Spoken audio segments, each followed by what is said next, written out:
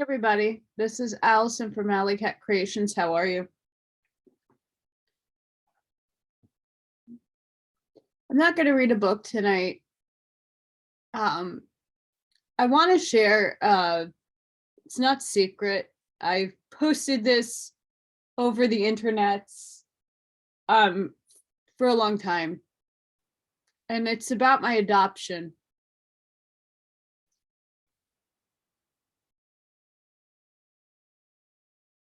I want to get personal because there is a time that we're going to head into in the near future, possibly. Timelines are still shifting. There is a temporal war above us. But things are going to come to light that I don't want this one topic to be missed, and that's adoption. Now, being said, I'm one lucky SOB. I really am. And I'm going to take you on a journey that I went through in hopes that other people can hear my story who have a similar situation and get a perspective of something that isn't really spoken about too much in the media.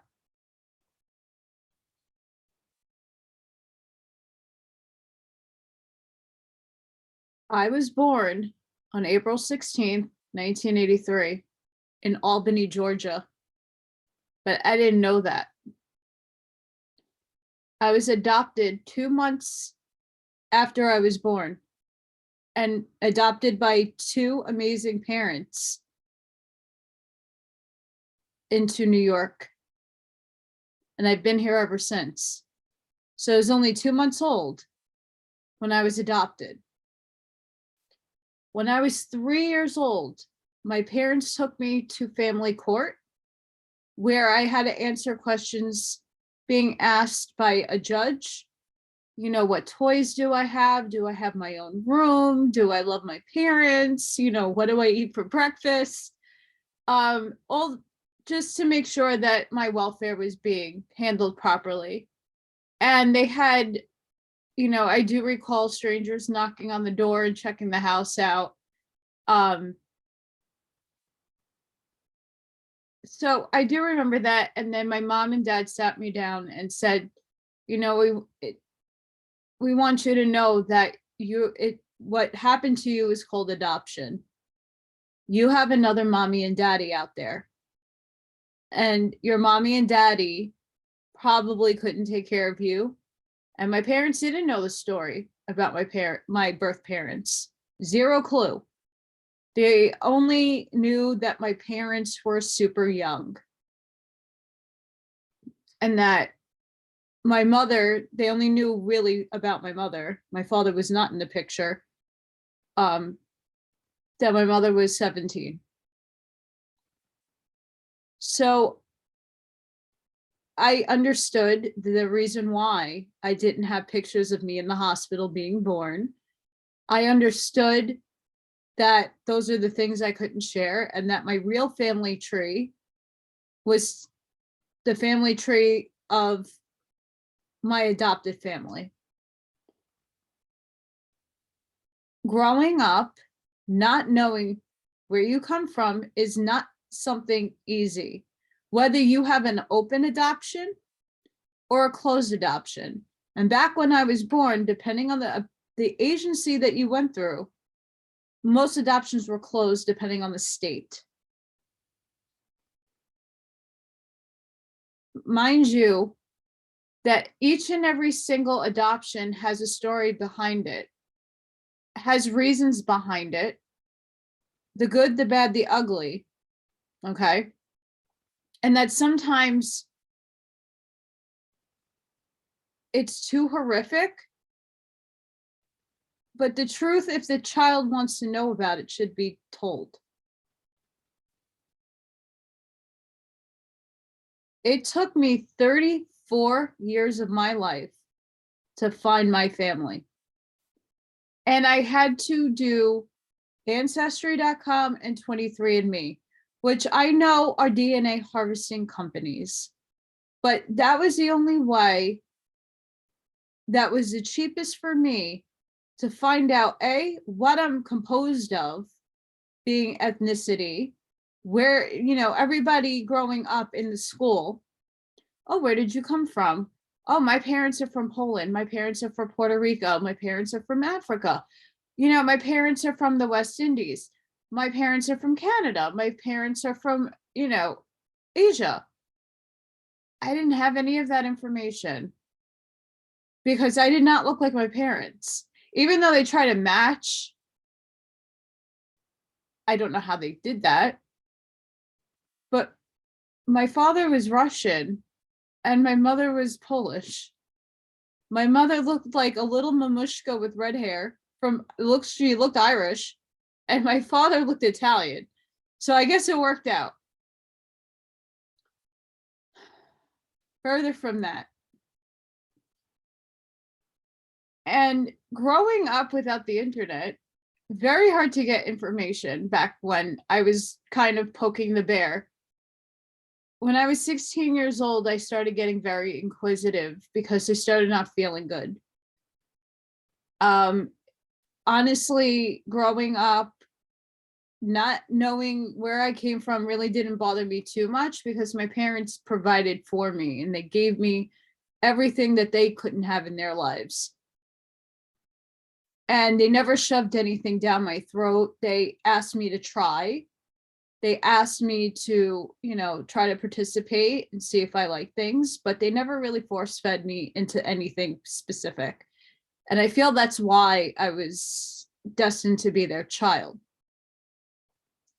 But when I became a teen, around my 16th birthday, I had a sweet 16, and that was like the last time my family was ever happy. My father was diagnosed with a disease called scleroderma. And right as I graduated college, that was the last thing he got to see me do, was receive my bachelor's degree. He passed away that August. And then my life stopped because I was viciously sick. Not only because my father just died, I didn't really get along with my father, but we had mutual respect. We had some good conversations. He didn't really want to have a child because deep down, my father is the one that couldn't have a child with my mother. My mother is a starseed first wave. My mother wanted to have a child. My parents put in the adoption lookout papers when they were 28 years old. After trying, they couldn't conceive. So my mom was like, could we adopt? They didn't get me until they were 37 years old. So they were a lot older. And not to say age plays in a big thing, but my parents were baby boomers. They were both born in 46. So the generational gap was huge. All the mothers that my mother brought me around were way younger than her. And my parents were old school. They brought me up that way. They weren't. I had to challenge them, and I know why I had a purpose in their life. I was a very big teacher for them. I gave them a lot of lessons. But when I was in this 16, I'm looking to identify my talents. I'm an artist. I do a lot of artwork. I make paintings and sculptures, and I do a lot of things. And I didn't know where that came from. And both my parents, not creative people whatsoever, very logical thinking. They didn't discourage my art, but they were like, you're never ever going to be an artist. You know that, right? Like, we're going to send you to this art school and you're going to be the statistic that does nothing with your life. Truth. But my parents allowed me to do it because I needed that experience. They didn't know why. But I was trying, when the internet was in its infancy, I was trying to find why I felt this detachment, why I couldn't identify with anything or anybody. It was a lacking of identity that I didn't know why I am the way I am. Why did I tick? Why did I like certain things? All my friends were like, oh, you're just like your dad, or you sound just like your mom.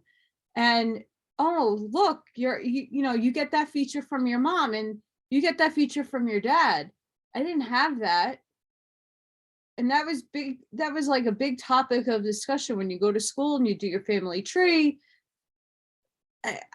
I felt detached, and not because I didn't love the family that I was adopted into. It's just I didn't identify with them physically. Still don't.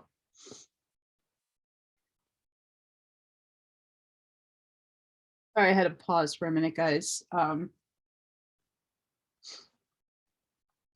So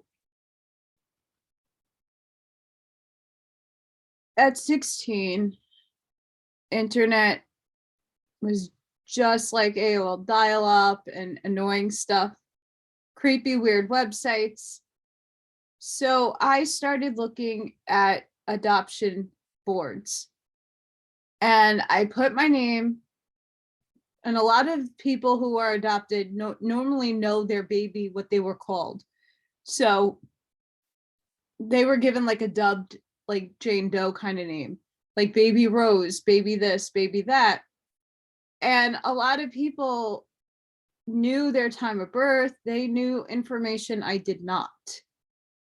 Unbeknownst to me, after my mom passed away, I had to go to the bank to look into the safe deposit box, and I found some papers, and I did eventually find the time I was born.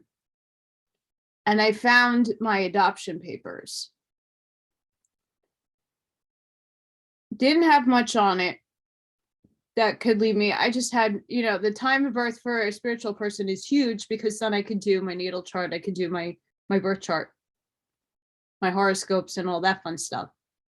But at 16, I put myself out there trying to find things. And I knew it bothered my mom a little bit, but she knew it wasn't because of the lack of love or that my father was diagnosed with the death sentence of a disease. It was that she knew I was struggling mentally at that point in time in my life. I did not want to live. I was extremely depressed. I was extremely suicidal. My uncle, my father's brother, committed suicide. And that left a big, and this is before I was born. So when I started exhibiting these symptoms, my parents didn't know how to help me, and they didn't know what to do because they didn't want to repeat that past per se. My mom's like, you can talk to me about anything. I'm like, but you don't understand how I feel because you're not in my situation. And it's very hard to verbalize how I feel. Mind you, I'm an empath, and I had no idea. I did not have the vocabulary. The new age stuff wasn't really out in the ethers yet. You go to the bookstore. I mean, the internet's still very new, so things were still slow. You go to the bookstore, it's all witchcraft and Wicca, which is fine, but there's not much about clairvoyance. There's not much about empaths and everything else under the sun. It wasn't available, at least here where I am. So I didn't realize back then. I knew I was a medium when I was a little kid. I knew I saw things that a lot of people couldn't see, but I couldn't talk about it because that freaked people out when I mentioned it. And it wasn't socially acceptable. The next ability that came was my my being an empath, and I wasn't understanding that I was absorbing everybody's hormonal angst and hell, and that I was only projecting the hate and the angst to everybody else. I didn't know how to ground myself. I didn't know how to clear my energy. I did not know any of that stuff back then. And all of that accumulated within me. And my goodness, bad. But eventually my mom started to understand like my reasoning and wanting to find my truth, which led me, I kind of calmed it down because my dad was starting to get sicker and I didn't want her to be overburdened with me. So I kind of calmed it down and kept a lot to myself as I'm searching on my computer and getting ready to graduate high school. My dad was still functioning. He was okay. And then I started college.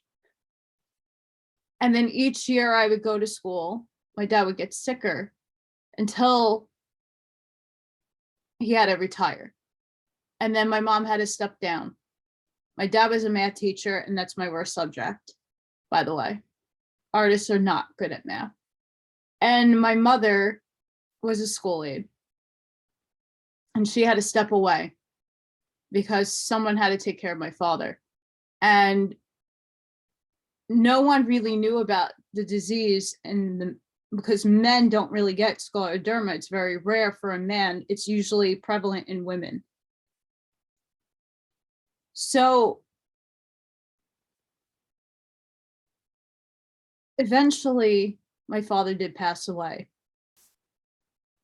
And back then I used to dance. I was in competitions. I was doing tap and jazz, hip hop and lyrical and on stage competing and doing everything. And I loved to dance.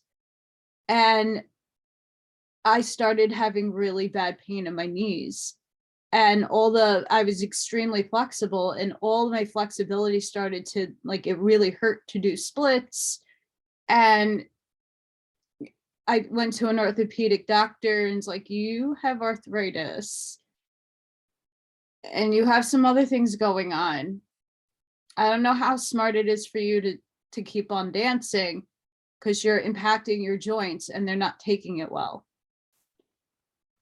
And at that point, before I picked what college I was going to, I was in between dance and art. And I chose art because I didn't want to stress my body out. And I wanted to walk. That instant made me really go hard and heavy into trying to find out what was wrong with me. Because when you're adopted, and especially a closed adoption, you have zero way of getting in touch with anybody in the family. So I wanted to know what was wrong with me. And it took some time and many years because I test seronegative for RA, but a vector test, when the vector test came out, I finally got diagnosed with rheumatoid. But I also have osteo. I also have degenerative disc disease in my back. My L5 is slipped. I have L4 bulged, L3 herniated. I have a bone spur between C6 and C7 that is in the spinal cord area. I also have a bulging disc over there as well. I have nerve damage up on my left side. So there's a lot going on with my body. And my thyroid doesn't like to work. So figuring it out took a very long time. I wrote to courts. I tried writing to the agency that I was adopted to with no avail, no letters back, nothing. I come to find out when I was about 19 that the adoption agency that I was adopted from closed.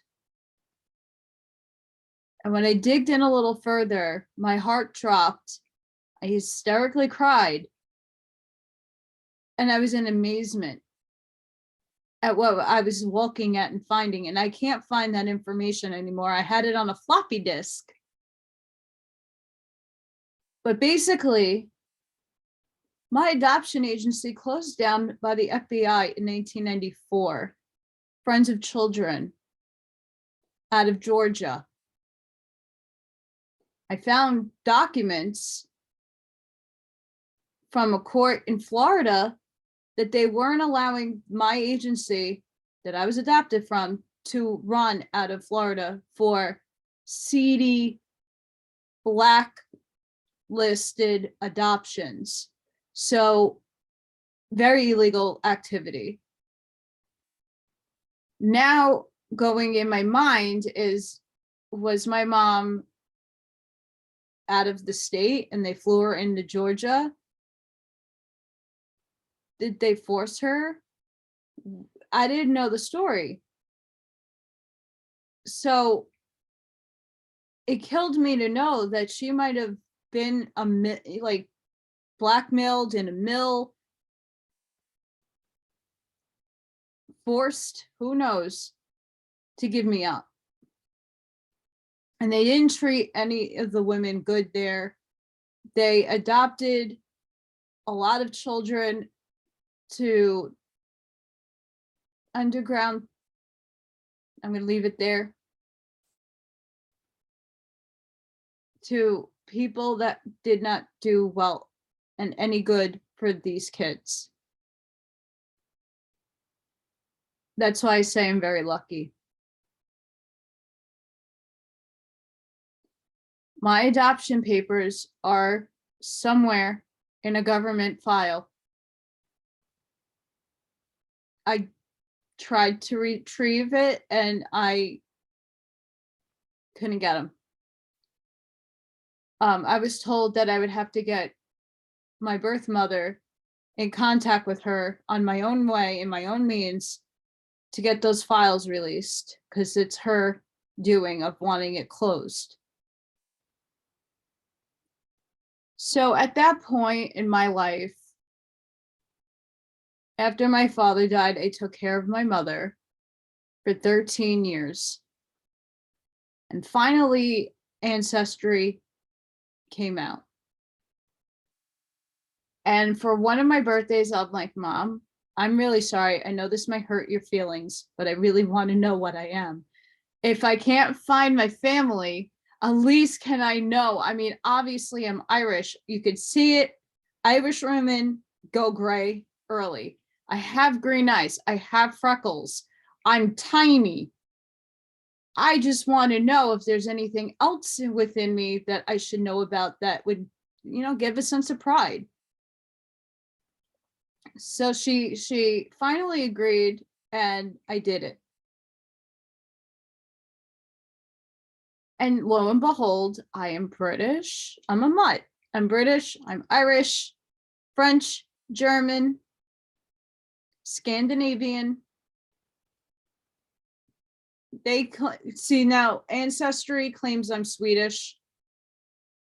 Maybe. And Finnish, maybe. But 23andMe has a different story, so I don't know who's true and whatever. But when you try to look for the family, it has to be with if other people do it too. Then 4 years later, after my mom passed away, I'm like, well, what do I have to lose? I'm going to do another test. I did a 23andMe test for my birthday.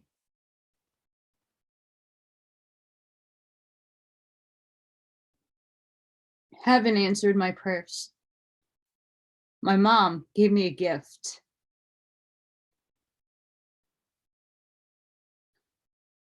She always wanted two things for me. She wanted me to find my truth.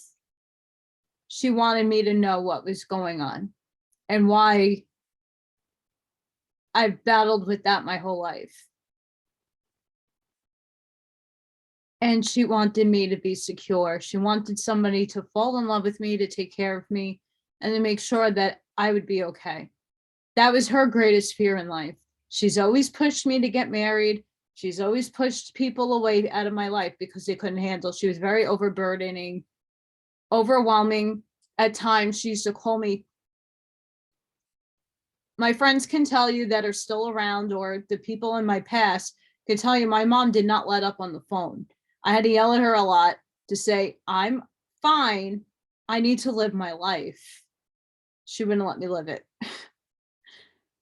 Now I'm going to be 39 very soon and very single, and I'm actually okay with that. There's a reason for that. Anyway, getting back to my story. When I did the 23andMe test, I found out a few weeks after I got my test results, I got an email from a first cousin. And that led me down a road I was not looking for. Not because I didn't want to know, because I really wasn't aware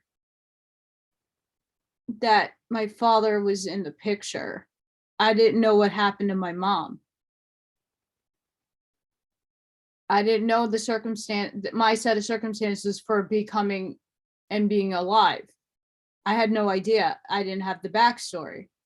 So my first cousin put me into contact with my aunt, and my aunt put me in contact with her brother, which happens to be my father, who's still alive.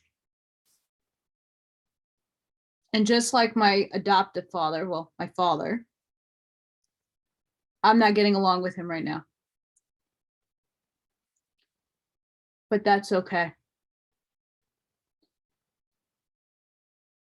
We spoke on the phone. And from there, I bought him a 23andMe test. It's like, yeah, that's your father. And just to prove,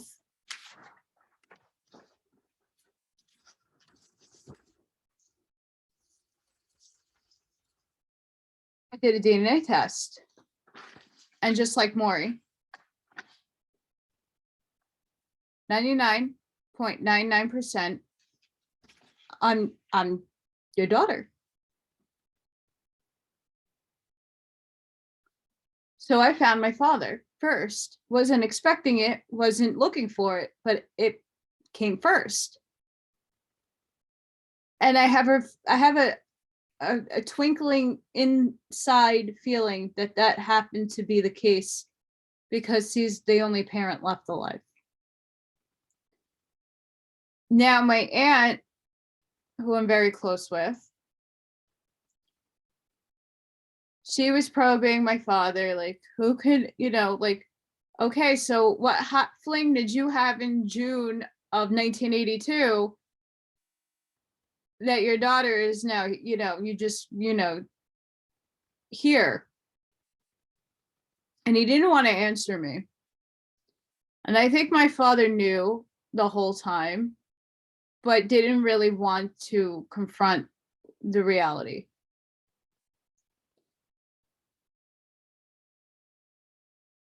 Before I get into my birth mother side,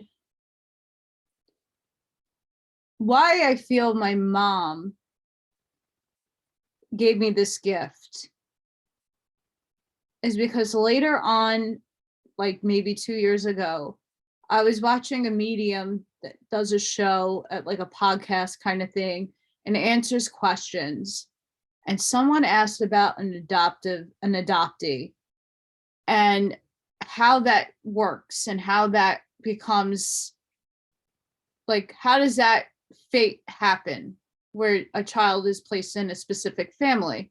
Because you get to choose, in my opinion, Before you incarnate, you get to choose your situation. And it's a bigger piece to a very bigger puzzle for me. Because I agreed to be born with one mother and then given to another. But what I was listening to this podcast and this questioner, it dawned on me, my adoptive parents and my birth parents before they incarnated worked out my coming into being.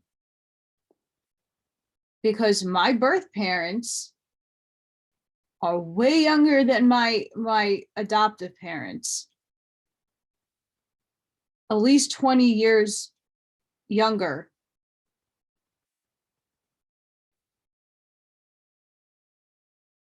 My adoptive parents are from 46. My birth parents are both 60s kids. So way before they both incarnated and way before they both incarnated, they came together and said, well, this is the situation that we need you to be. And then, boom, here I am. And that made a lot of sense for me. A lot. So I was pre-planned for a very long time. A very, very long time.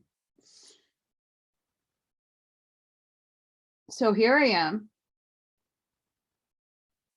finding this out. And then I want to say about it, like mid-September,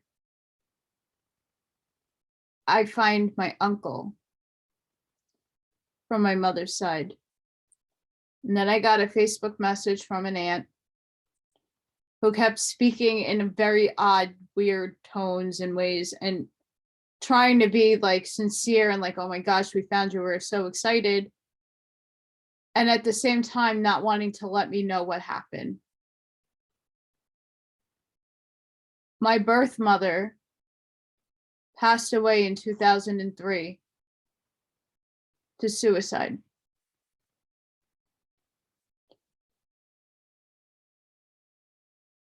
And I was not expecting that. I energetically felt her. I just didn't realize that it was her energy and not her. I made a pilgrimage to go look to see where I was born. I got to meet a lot of my family. And I make a whole lot of damn sense. I make so much sense now. I know why my teeth are falling out of my face. I know why I do and have certain habits. I know why I'm good at doing construction and building things. I know why I have arthritis. A lot of this all is genetic. And I needed to know that. Why, I still don't know, but it has to probably deal with like trauma and healing my soul.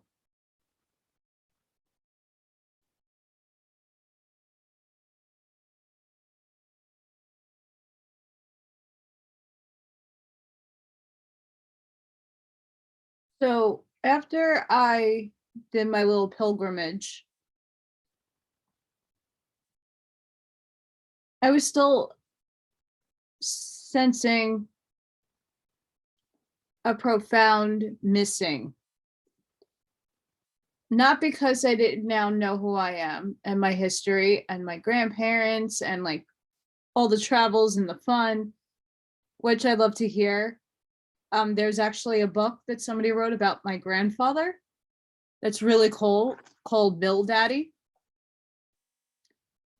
Coming and knowing where my bloodline comes from really meant something a lot more to me.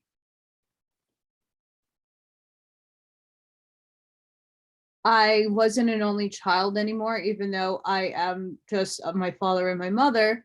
My father had other children. So I have my 0.5 sisters and my 0.5 brother.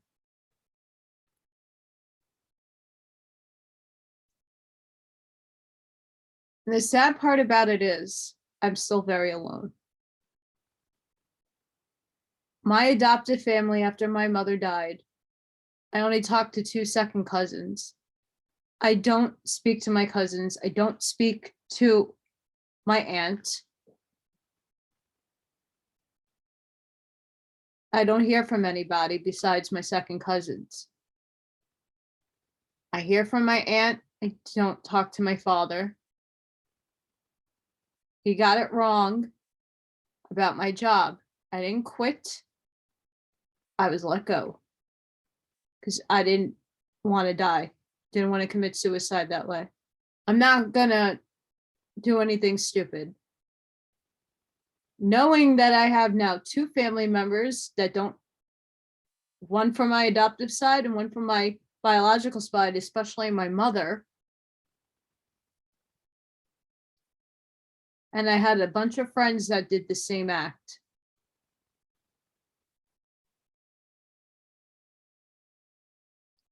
I don't see it as something evil or nefarious.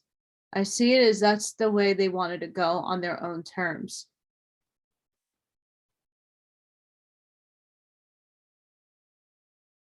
My mother and I, my birth mother and I, lead very similar lives. It's crazy. And it's good to know. My mother's side of the family thinks I'm a devil worshiper and doesn't see highly of me. I have 2 aunts that do reach out here and there and that see me for the beautiful human being that the Creator placed here, and that there was a reason that I was brought back. They didn't know where I went. My mother never got to hold me either. So I've never had an embrace when I was born. I was ripped away, put in a crib, and I don't know who took care of me until I was adopted. I had a lot of health problems as well. So I don't know how abandoned, that abandoned feeling that people feel. An adoptee should know if you got ripped away from your mom or dad, and you've never had that initial touch. It's a real hard emotion to heal from. That's trauma. That's extremely hard to deal with. And a lot of adoptees don't know why they feel that way. Even if you know that even if you know your parents, your story might not be as similar, but usually in a closed adoption, you're ripped away, period, end of story, goodbye, adios, arrivederci. And 98% of the time, they don't tell you what gender you birthed. I think my mother knew I was a female.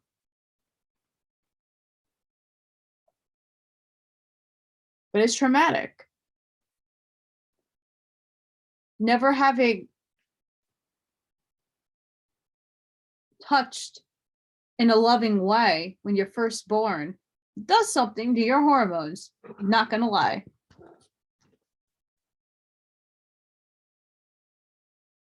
Oh, this cat. Say hi, everybody, Morgan.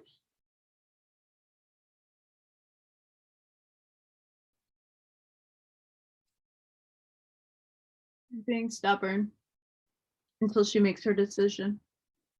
I just don't want cat butt in your face.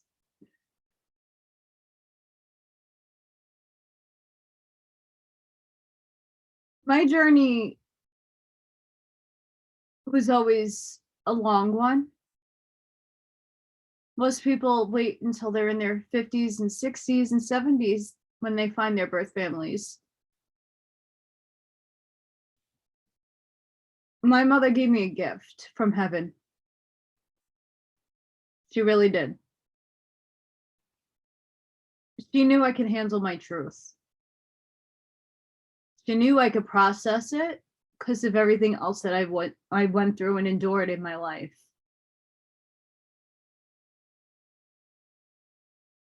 Without her knowing, I made a poster that I uploaded to Facebook asking for people to share that it could reach far and wide to finding my mom and family. Though my father's side of the family had no idea of my existence because my father didn't pretty much want to admit he got a woman pregnant.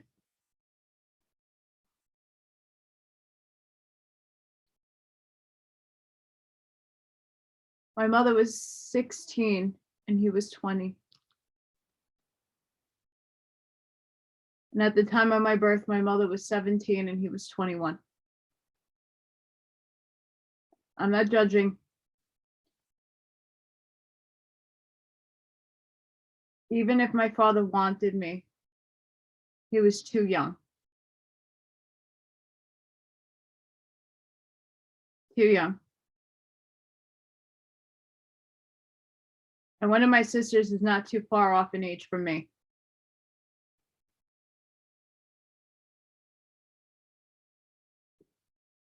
And I don't think he was ready for that either. The beautiful thing about my family, my biological family, is that they have adopted and fostered a lot of children. It's beautiful. They have rescued children out of the system. They gave them lives. They gave them hope. They gave them love.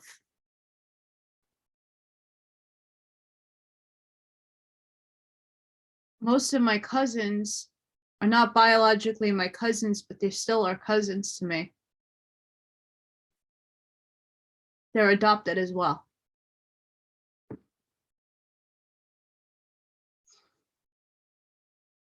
Adoption is a tricky subject. I was fortunate that I chose to be in this agreement between two sets of parents, different time frames, and then I came about. And that I was divinely protected in where I was supposed to land.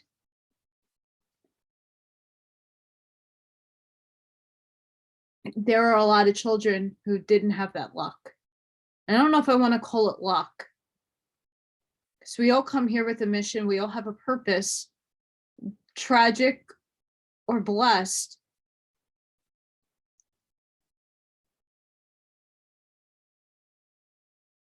A lot of children did not end up in situations that were of their benefit or welfare. Especially 80s, 90s, and that adoption agency.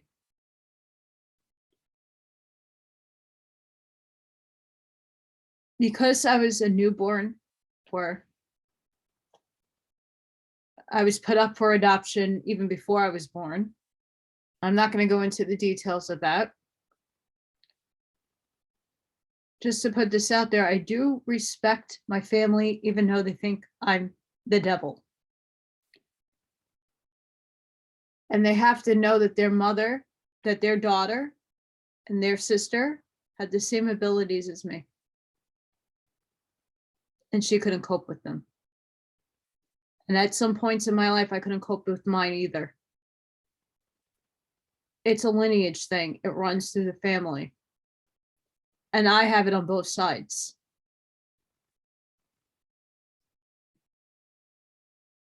I have a feeling I'm supposed to end the family trauma as well. Both sides, both families. I came here with a greater purpose than myself.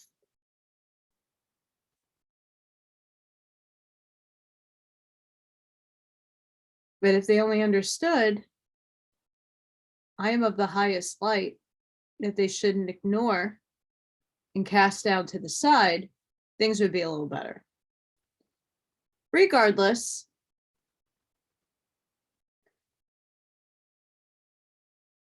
that adoption agency, when I read the things that people started presenting, it hit home. And it hit home with what's going on in our world today. It's been going on. It's just been very hidden.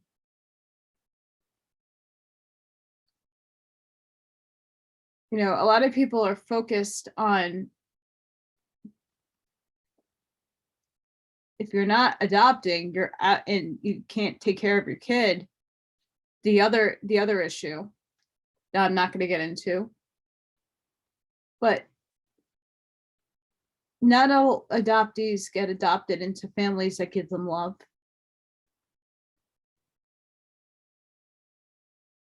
My parents paid a nice penny for me, which makes me feel, and that's another problem, I felt objectified. I didn't feel like I was human either. I came with instructions pinned, which I've been trying to find and I can't find it. I don't know if my mom saved it. I came with instructions and a price tag. I was as much as my father's funeral. Ironic, right? I was bought. I was an object. Doesn't make me feel really human, does it? Understandably, people do need to know and check out the social workers, how to go to the house. My parents' house, to make sure that I had a living situation, that I had my own room. And I mean, I know the rules have changed from almost 39 years ago. Things are way different now. But back then, there was certain parameters you had to meet in order to even adopt. And just to read a lot of that paperwork was really damning. Very hard.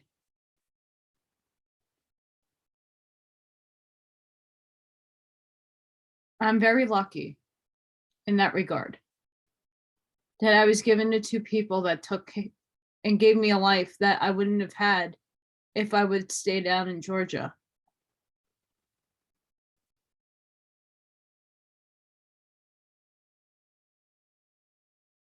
I could have been as easily as a lot of these other kids who were adopted out to abusive homes and or the black market.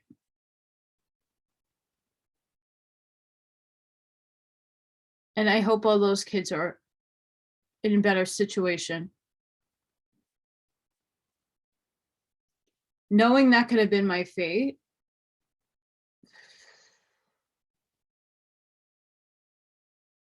very close to it too, because you never know.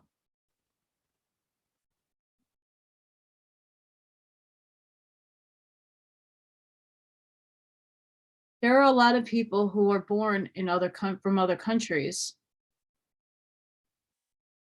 I know a few people who have been born in different countries, brought to the United States. The vetting isn't the greatest. If you have the money, you can adopt anybody. And a lot of them suffer with this similar issues. And they most likely, unless they go on a pilgrimage, may never find their family, may never find their roots. And if they do, they might not even want to touch that with a 10-foot pole because of the tragedy and the suffering that might have occurred.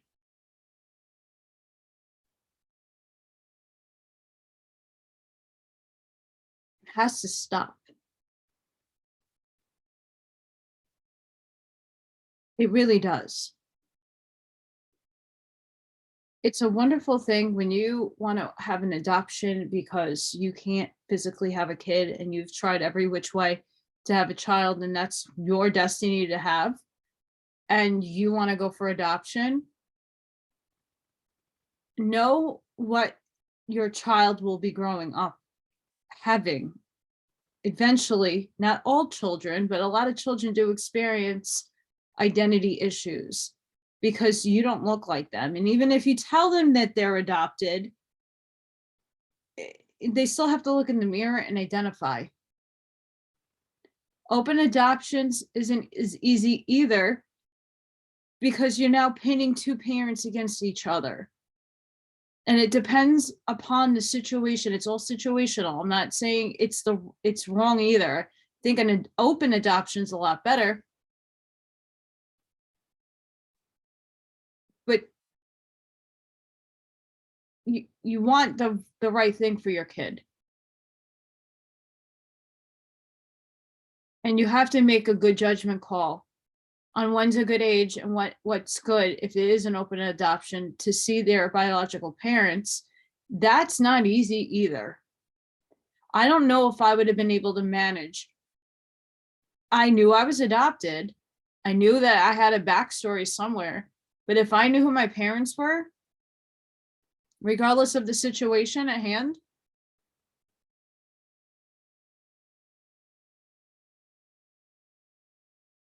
I don't know what I would have done. That's not easy. And it's not easy for the birth mother either, or the father, having to give up their kid. Unless the circumstances are so dire, where it involves seriously bad situations, sometimes you just physically and financially cannot take care of a kid.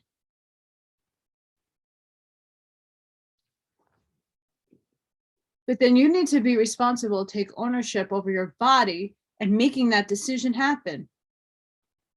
No child that comes into this planet asks to be born. They might have signed a contract. They might have agreed on a soul level to come in. But if you don't want to have a kid, make sure that you are responsible with your body and actions. It takes two to tango to make a child, not just one.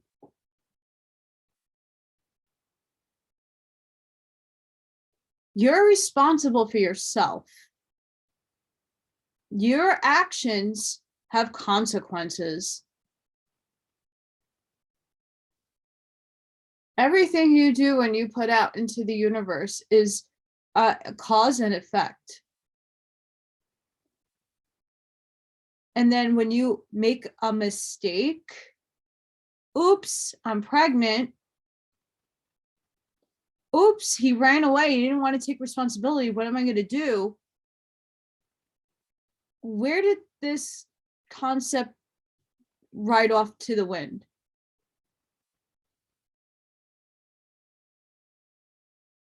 There are circumstances, I get it, that there's no choice, that, you know, it's not safe to have a child in that household because of whatever the reason is. I'm not here to judge.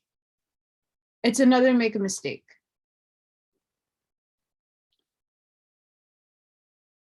It's a fine line. Adoption is a very fine line that needs to get better.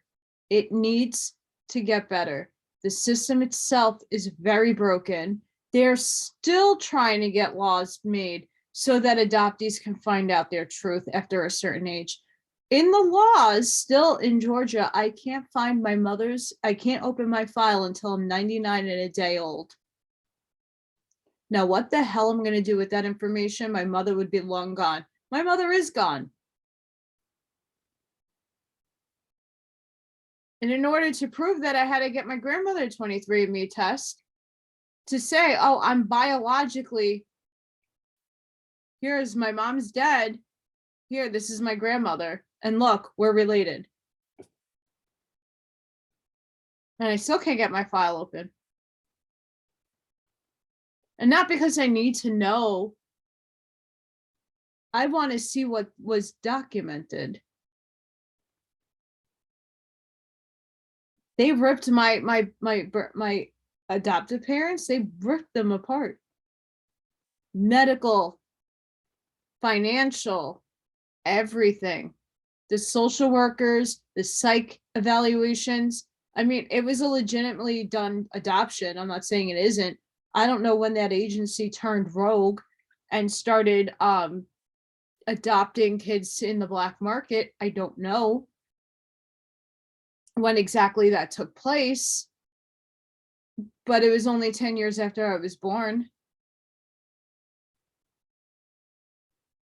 That sounds like a long time, but it definitely isn't.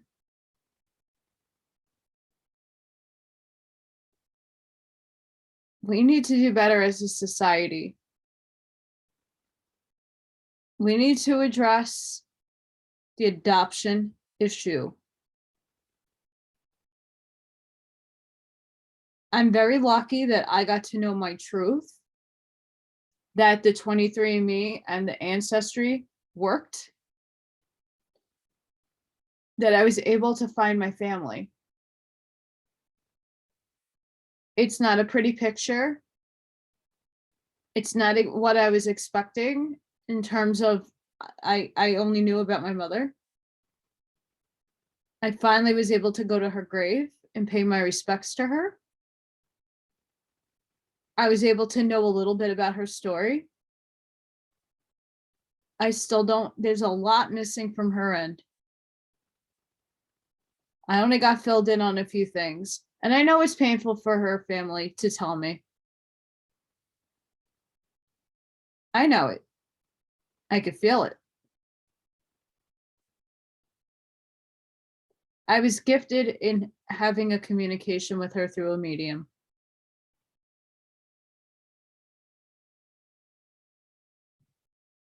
She gave me a lot of wise words.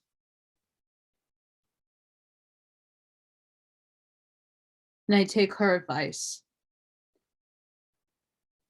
And yes, she committed suicide and she crossed over. She might not be in the density where she should be unless she moved up. She was healing when I talked to her, but she was taking care of all the children.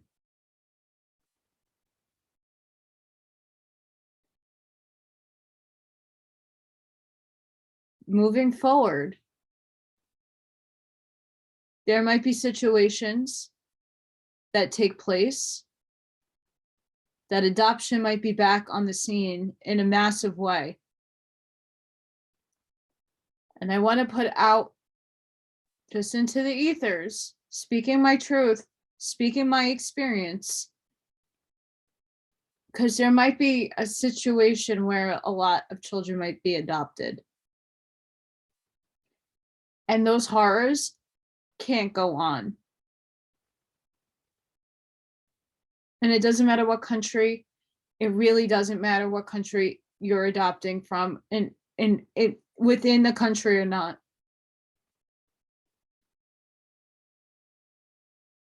We were raised as slaves. We were raised as a commodity. Remember, the United States is a corporation. It finally went bankrupt.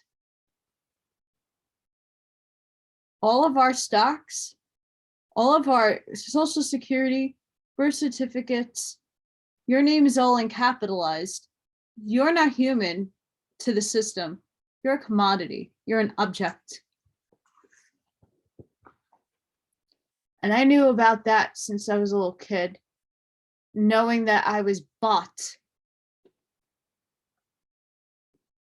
And I'm not angry at my parents. They really wanted to, again, my mother really wanted to have a kid. My father did not know how to be a father, which is fine. It helped me understand why I am alone, and it works for me.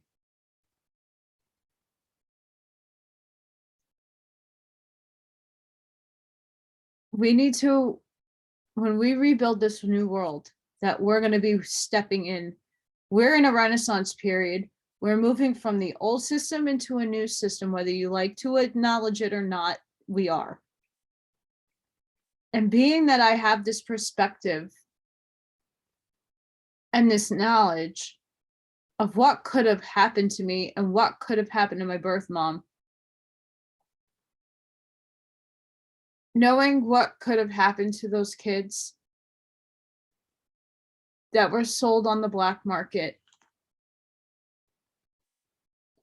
that's a big situation that needs a big overhaul. Huge.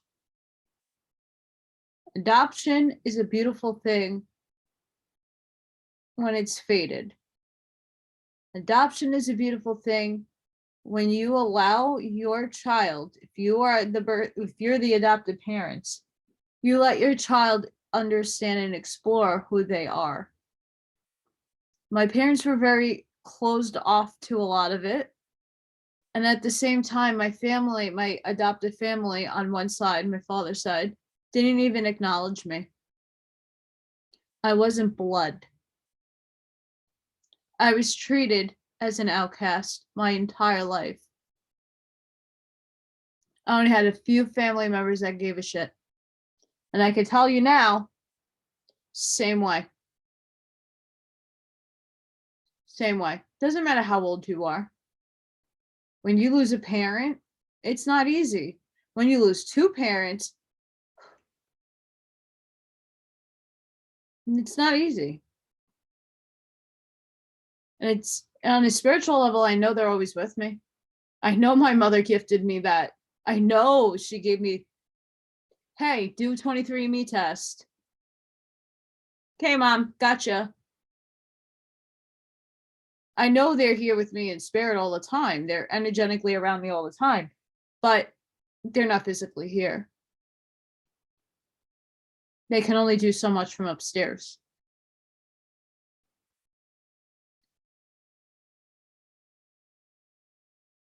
We're moving forward into a new world. We have to understand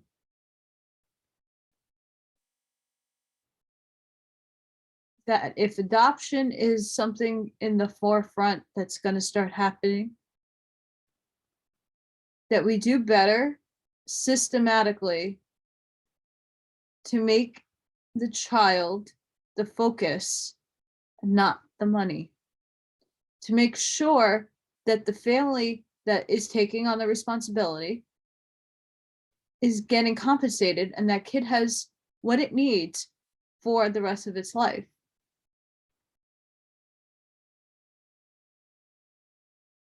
Again, no one's asked, we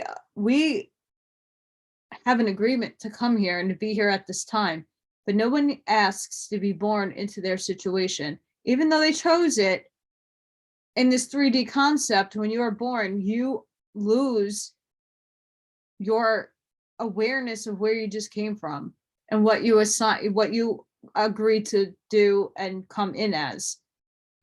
You lose that. You don't know.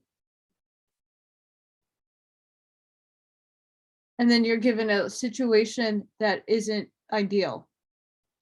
Yes, it's for soul growth, but as a little kid, when you're learning to identify and understand yourself, because it's what 3D is, coming to your own consciousness,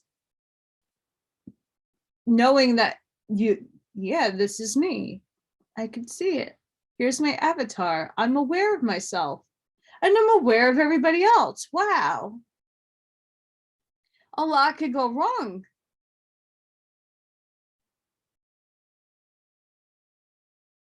It's not easy being an adoptee.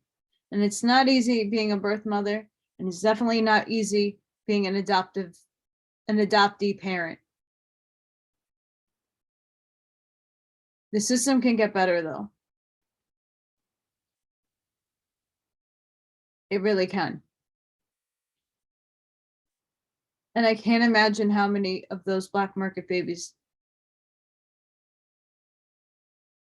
didn't make it.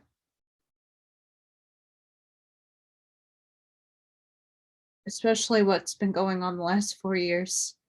that's slowly coming out of attention, that people are like, that's not real, that doesn't exist. But it's been existent since I've read those really horrible things on a board, people talking about the horrors of that adoption agency. It's been happening. For sakes of keeping this up, I'm not going to go into detail. It's horrifying what has happened.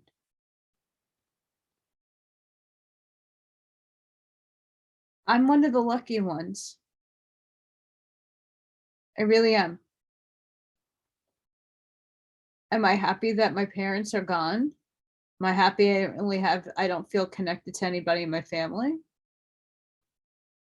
I'm thankful that I have people that do call me and that care about me and that try to help me, but they're not financially able to help me. And that shouldn't even be a thing.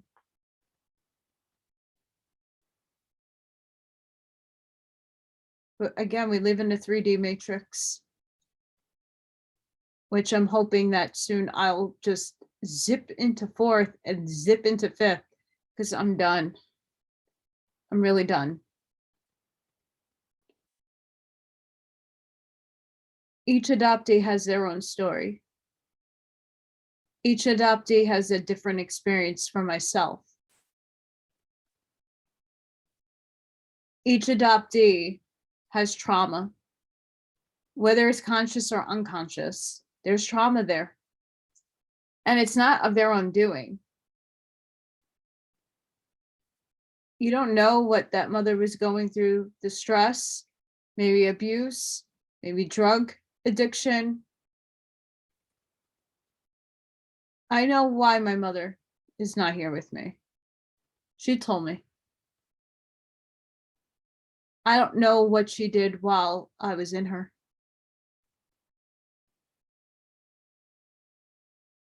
I'm only so divine. All of us are only so divinely watched over. I've never, and not to say I'm not healthy, but I've had a lot of health problems, and a lot of this is lifelong. Everything that I have, yeah, I can heal it to a certain extent. But unless there's higher end medical technology that could give me new teeth, and that can help me realign my spine so I can add my 3 inches back to my little tiny body and make sure my knees and my hips are back in alignment. It's lifelong. I've been in pain for 17 years. 365, 7 days a week, 24 hours a day. Constantly in pain. 98% of the time I commute it out. Doesn't really bother me. I know it's there. I can move on. And then a few weeks ago, I couldn't do videos and I was on my ass. I had to crawl to the bathroom. I couldn't do anything. And that was the concern my mother had.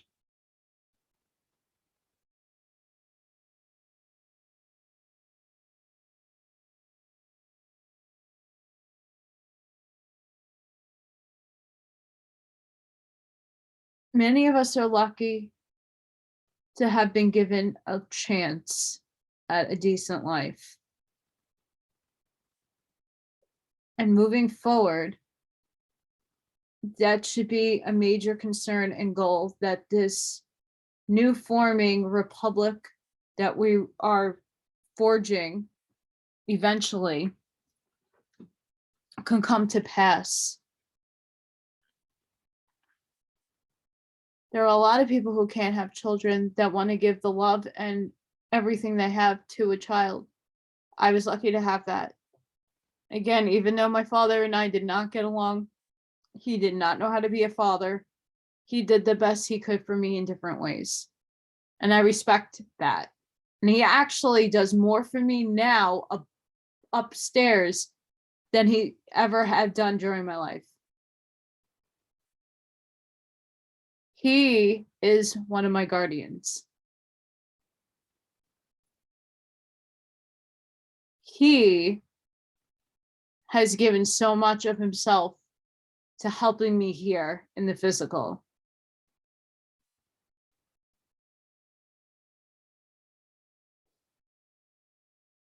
Which is appreciated. I know he feels it because he's making me cry.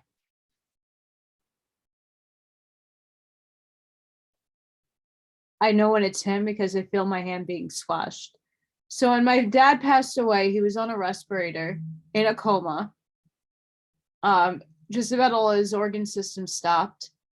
Scleroderma is called the Medusa disease because it turns everything very hard from too much collagen in your body. So his body was turning to stone, basically. And the last thing he did the night before he died early in the morning. Me and my mom went to visit him. He was in ICU. We held his hand and I whispered in his ear, "It's okay if you need to go home. We want you to be home. Go home. You're not going to have the quality of life that you want here. You're not going to be happy. You're going to be in pain. You're not going to be able to do much of anything. You're better off if you go home. And me and mom will be fine. I'm going to take care of her." He opened his eyes and he started to cry. He shook his head and he squeezed our hands.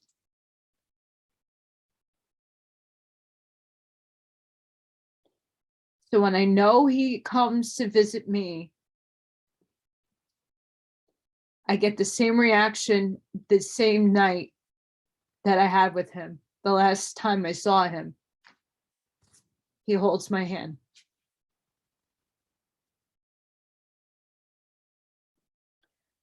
Oddly enough, 4 years ago, same thing happened with my mom. By the way, the medical system murdered her. The nursing home murdered my mom. And they fudged the medical documents. By the way, I hope that system crashes and burns. They killed my mother. Now I was told, go prove it. Well, I have the proof because I have it on tape, but nobody wants to pick that up. I hope in some karmic way that the whole system goes down. My mother was murdered.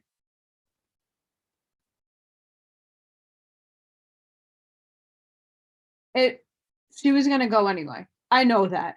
I know that. But how the way she went was not humane. No way, no way. It was not humane. So the night she passed away, early in the morning, I just got off of work. I was on the express bus. Got told, we had to transfer her back to the hospital. They wanted to put her in one hospital. I'm like, no, bring her to the hospital she was in when she first got sick. They have all her records and I don't need all this waiting around kind of nonsense. They know what's going on. They will treat her quicker. Mind you, it was the night before Christmas Eve.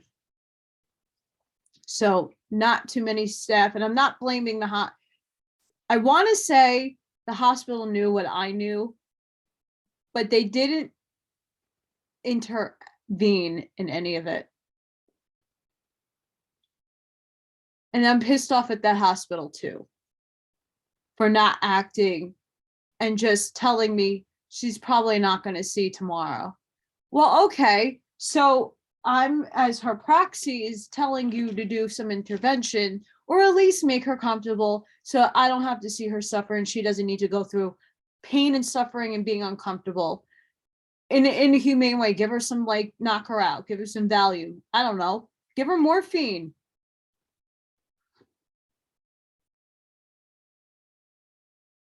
I don't know what they gave her, but she was suffering. I have it on, I filmed it. I have it on tape, which I have to transfer that anyway. But I have the video. Yeah, I have video of my mother before she died. Um, just to note some things. But I knew my mother was crossing over. I felt it. I got a jolt of energy. I started seeing demonic things in the hospital walking around. I started seeing shadows. I started seeing a lot of things that I was not prepared to see in the hospital at that time. But I knew something was going on. And I started to pray over my mother. I started to cross her over. She did not want to go. And I had to convince her to go, that it's your time. I'm done watching you suffer. You need to go. I'll be fine. And then she finally went. And it was not pretty. And the last thing we did was hold hands. But I was exhausted. I was up for over 25 hours at that point, and I was cried out because I kept crying. They kept trying to usher me out of the room. I'm like, she's dying and I'm not fucking leaving her bedside. And they were short staffed, and I convinced a nurse. I'm like, I know how to read everything. I've been taking care of her for a long time. Can I stay? And if something happens, I can call somebody, right? She's like, oh yeah. And then she kept telling the security guard, no, she's staying here because we need her to be here. Yeah, I knew it. And that was something I was able to do for my mother, was cross her over. Knowing the things that I was watching and seeing with my own two eyes in the hospital's emergency room. I had to go home and stage myself silly. Silly. So I can never work in a hospital. Mm-mm. But I'm saying all of this to say, we all have a story, and we all have a lot of trauma and suffering that we all have to heal, and we all have to come to terms with. Adoption is not the easiest thing to heal, especially when you don't know your truth. It's not. Knowing that I was ripped away from my mother, she never got to hold me. That's something you can't heal. You just have to come to terms with it. I have to come to terms with my mother took her life. I have to come to terms with, when I did find out my truth, that everybody that I thought was going to be supportive and happy for me were not. And then there was a lot of people that were surprisingly like super excited, and I couldn't figure out why. I don't know. Devastating. But then those people didn't matter to me anyway.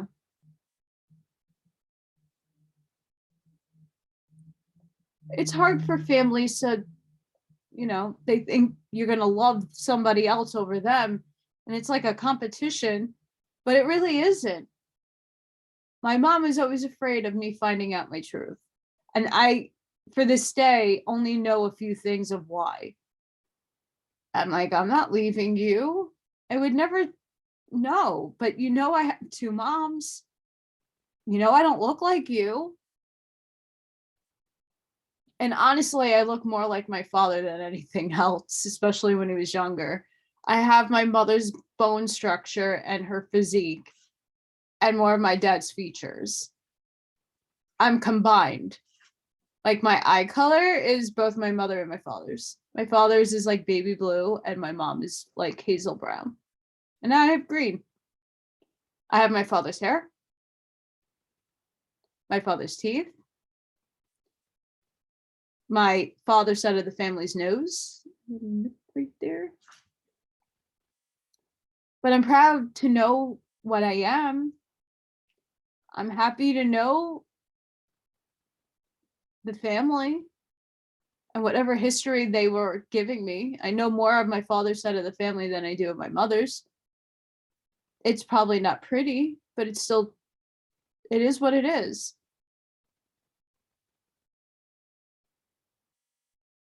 It's not easy being in my situation at my age.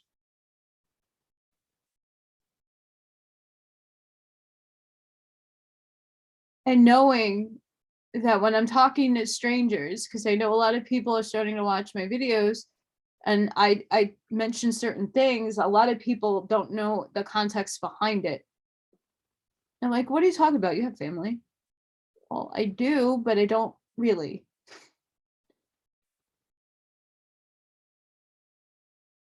My adoptive family, they don't talk to me. After my mom died, they kept in contact, and then all of a sudden it just dropped off. And then they found out my political swapperoo, and they definitely don't talk to me. And they only check in on me very like infrequently. How you doing? Oh, okay. Everything's not. It hurts because everybody should be allowed their opinion and perspective. Everybody. But if they did their research, they would know they're being brainwashed and manipulated.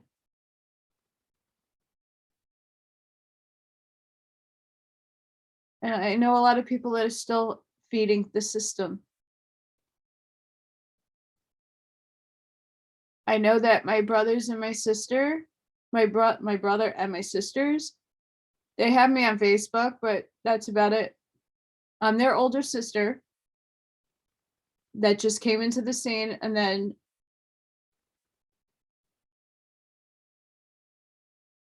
they're struggling just like I am.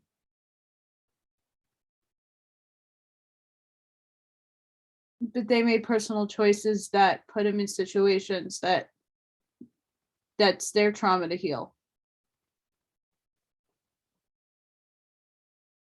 I have a lot of aunts and a lot of uncles because my religious or spiritual belief is seen as something as evil, and my abilities are evil, and I'm authentic. Sorry. I am who I am, and I can't take that back. We're all on creator stage fulfilling roles that were assigned to us that we agreed to do. I am the person that challenges most people to think. I am the black sheep. I am the wolf. I am I'm an Aries.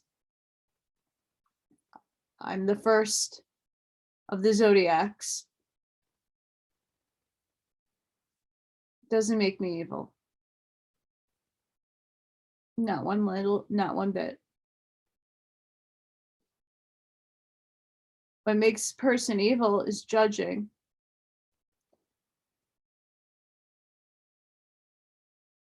All of that's going to come out. And it's hard to change your paradigm after being in a paradigm for a long time.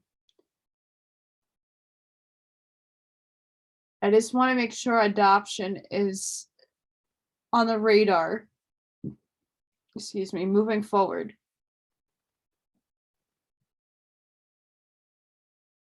Not so many people are lucky like me to find my family. Luck, call it whatever. I went through that situation using 23andMe and Ancestry.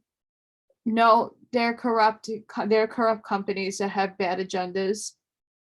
They're DNA harvesting. I know what it is. I took a risk because I know that I'm being divinely protected.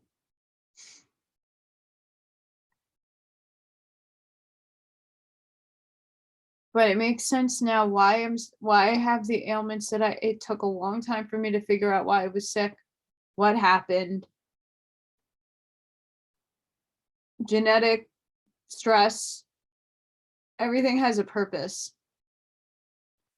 And I finally found mine.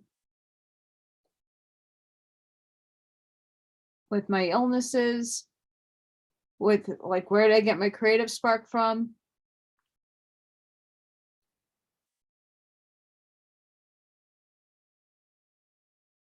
So to all the adoptees out there, whether it was a closed or an open, know that there are people like myself who get it. Everybody's situation is personalized. Everybody's story is different because some people have it way worse stories than mine, and mine's not that even bad.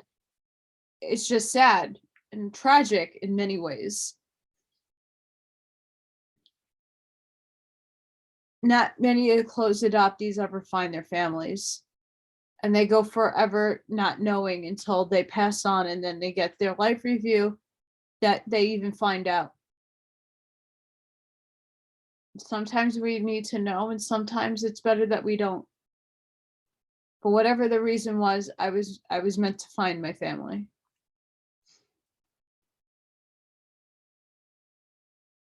I just wasn't prepared to find out the truth about my mother and my father, and then to find out what happened to my mother.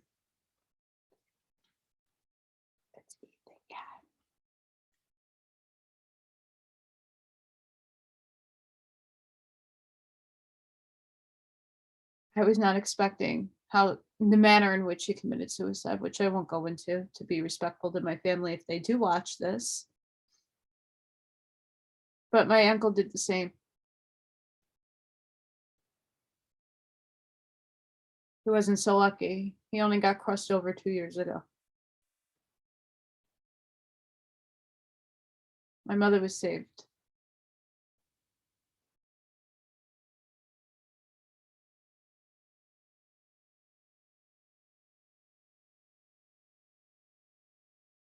I know she wrote a letter, but I will probably never see it or be sent it. And I know my mother was looking for me. She was. She was looking for me. But she had the same halt that I did. And we have to make that easier.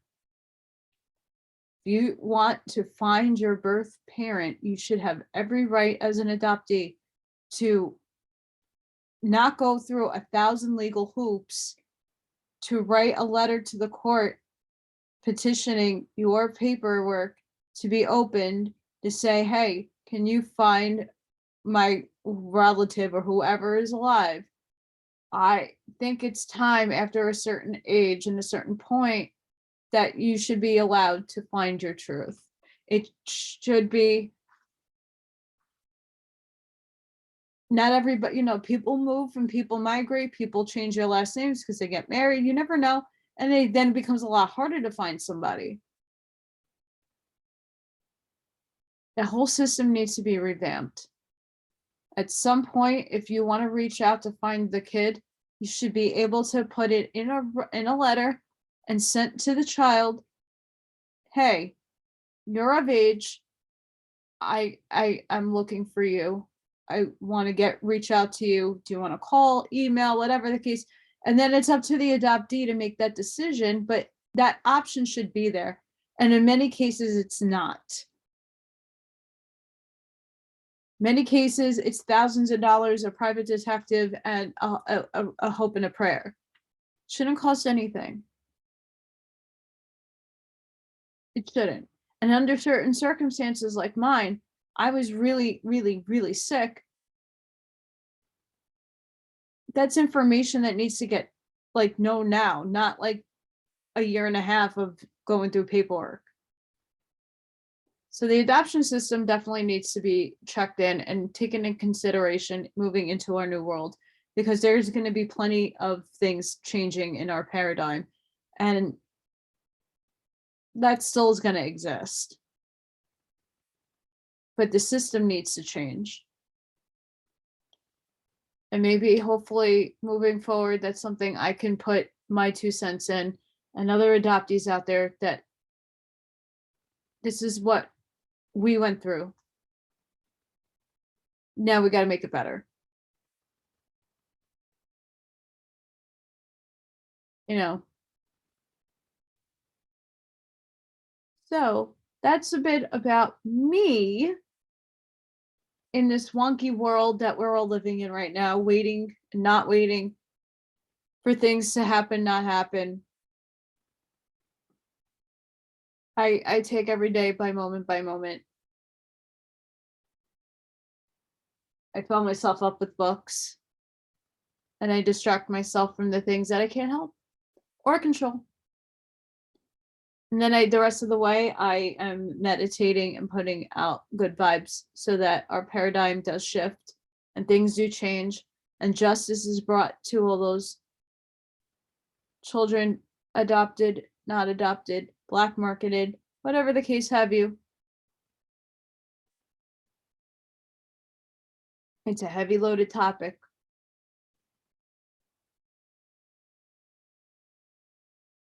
It really is.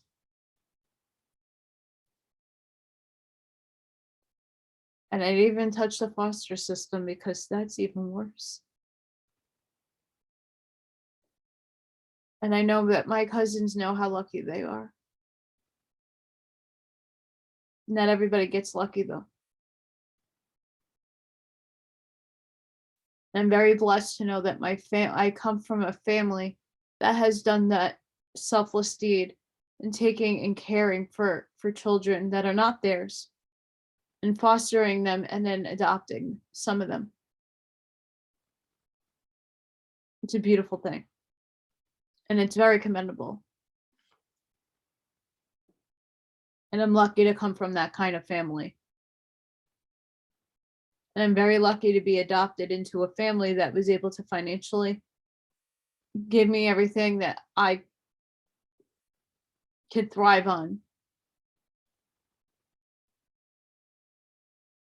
Very, very lucky and fortunate.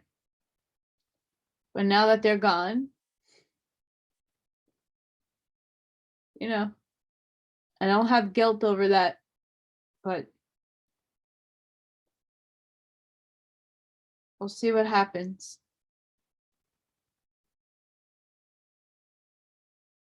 But if there's any close adoptees out there that you're hearing my story and you want to, email me, I can put you into some directions. There's other DNA sites. There's methods and ways of trying to find. There's a lot of registries, adoption registries that have angels. They're called angels that help you dig in. There's ways, but a lot of it depends what state and it depends on the country. But there are a lot of volunteers who are there to help you find potentially your relatives. It's not easy and it takes a few years. I was searching since I was 16. I was 34 when I got my truth. And the light just changed. So, hi, Mom. Hi, Dad. I know you're listening.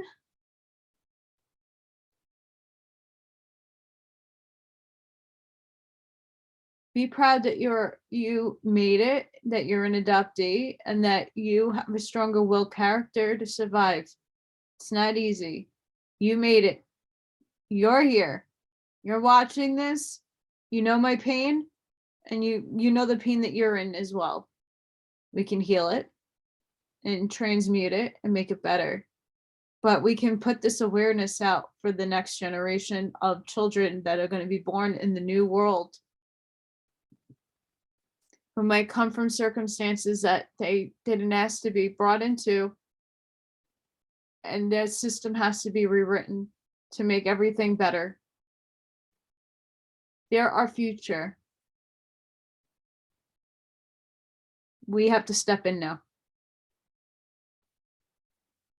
So if you have any questions, I did not go into detail with certain things to just be out of respect for those in my family. And I'm not speaking bad about anybody.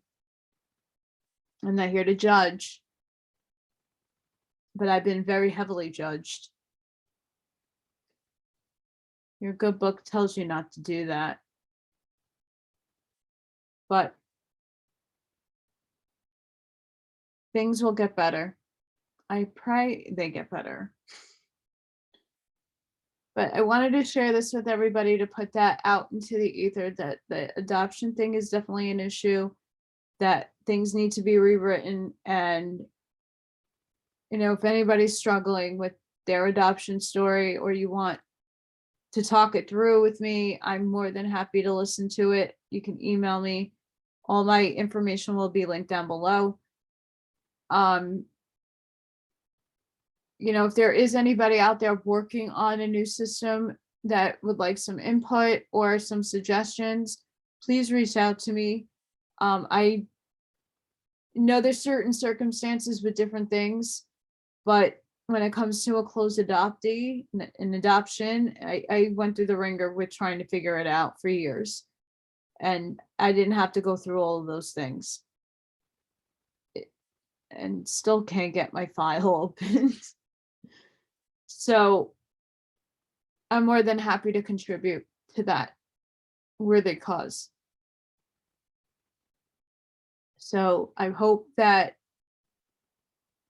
now when people go back and watch my other videos, and I bring it up here and there about my story, this is just the adoption part, but I felt like it needed to be brought out into the public. I made my adoption very public. I brought everybody onto my journey. I updated everybody. It's all over Facebook. It was a journey. And I do thank everybody for sharing my little poster. That seemed to be successful for a lot of people. I was born, time, if you had it, the date, where. My birth certificate is literally this big. It's just a paragraph. It just says, and it has my legal stuff on it, like as in my name. My birth certificate was probably baby, whatever they named me.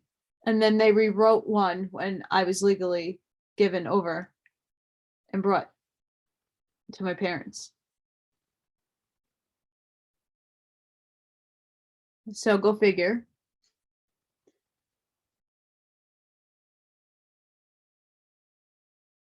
Yeah. The world's going to be a better place. We all just have to put enough effort in it to make it better. And to all the adoptees out there, no matter what your story is, be brave to tell it. If you have the need and the want to talk about it, more people need to understand what it's a beautiful thing, but there's a lot that goes within it. And a lot of people don't understand that until a child gets way older, goes through hormones, and then starts wanting to look. And they shouldn't be denied that. I understand there are like my circumstances, who knew what was going to come out of what you find. I was strong enough, still am, to know all the details.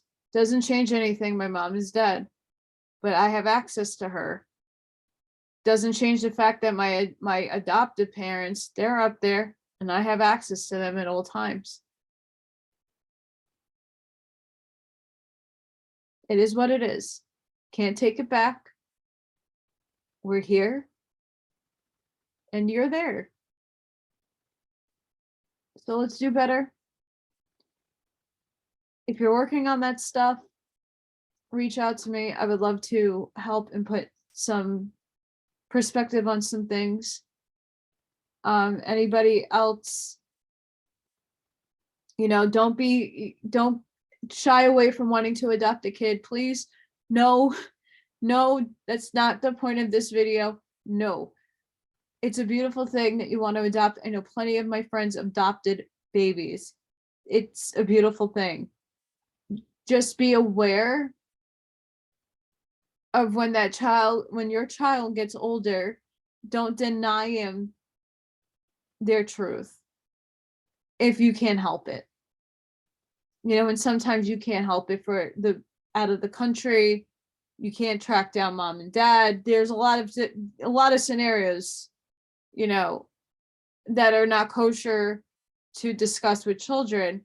But when they get older and they're able to hold that, you can tell them at least as much as you know. And if they want to go further with it, don't stop them to pursuing it.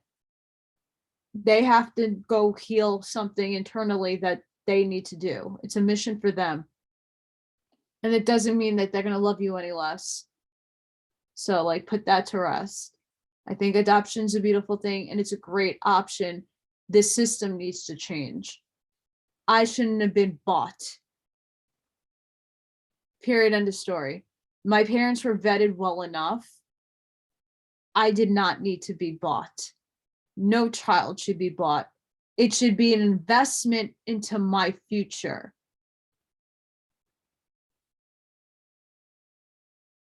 Legal fees, that fee, this fee, that's something else. But like, my parents bought me. And that's what I feel like needs to change. Like, I don't like I was a piece of shit. Like, I'm a toy, not a human being. That's the feeling that needs to change. That needs to go. Nobody should have to pay for a child. Paying for the legal fees, paying for people to come in and inspect the house, that's one thing. That doesn't mean you're exchanging money to buy a kid. It's here, you're doing your job, you're searching through me, you're going through this, okay, you're looking at my records, making sure everything is okay. I'm not a serial killer. That is different than putting a price tag on my body. You want this kid? Here, I was $15,000 back when I was born in the early 80s. That was a lot of money. Kids now are about 40, 50, 60,000. Now figure out who can afford that. And then other people go to other countries. There's the expensive flight and customs and whatever else those systems are. They're not cheap either.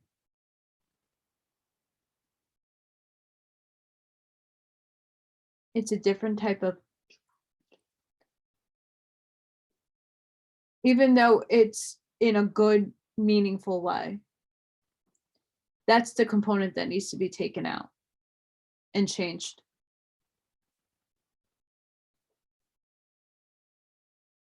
So that's just my perspective on it and my opinion about it.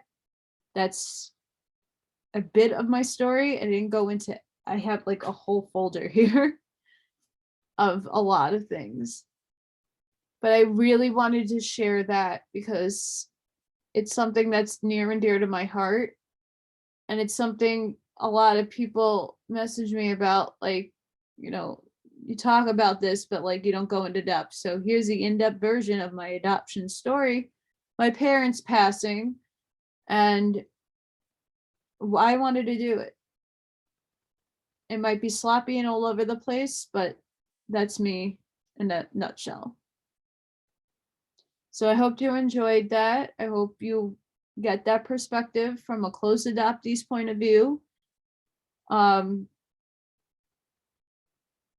My father's definitely here with me in spirit, so that's good. I'll have a nice chit chat with him after. I'm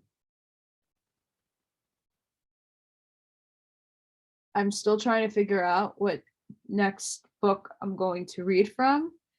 Maybe tomorrow I'll be back with a book. And yeah.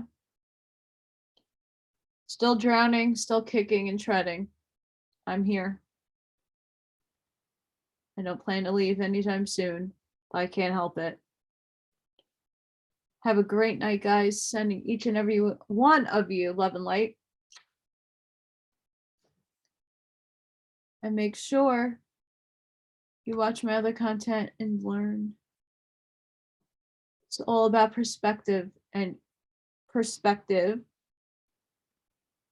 opinions. Everybody's entitled to theirs. Remember that. Bye, guys.